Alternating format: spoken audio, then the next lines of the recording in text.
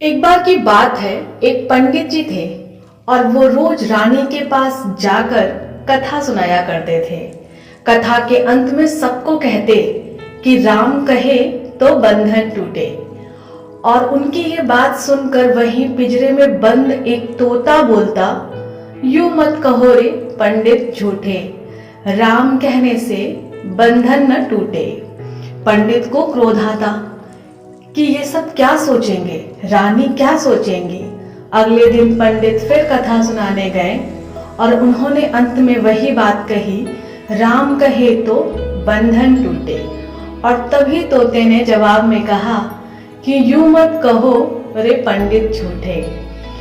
पंडित को बहुत क्रोध आया और वो जाकर अपने गुरु से सब हाल कह सुनाए। गुरु तोते के पास गए और पूछे, तुम ऐसा क्यों कहते हो? तोते ने कहा, मैं पहले खुले आसमान में उड़ता था। एक बार मैं एक आश्रम से, जहाँ सब साधु संत राम राम बोल रहे थे, वहां बैठा तो मैंने भी राम राम बोलना शुरू कर दिया।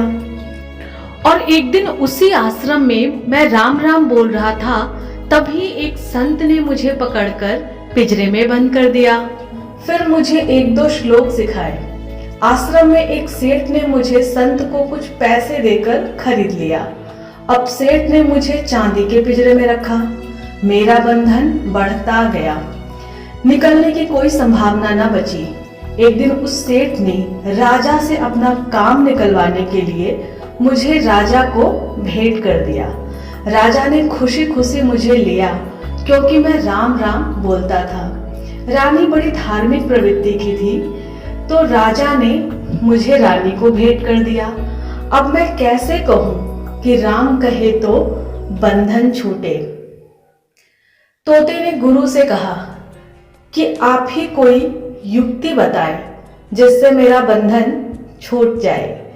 गुरु बोले, आज तुम चुपचाप सो जाओ, हिलना भी नहीं। रानी समझेंगी मर गया और छोड़ देंगी।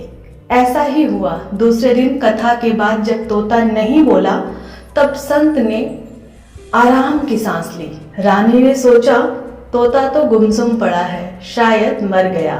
रानी ने पिंजरा खोल दिया, तभी तोता पिंजरे से निकलकर खुले आकाश में उड़ गया और बोलने लगा, सतगुरु मिले तो बंधन छूटे।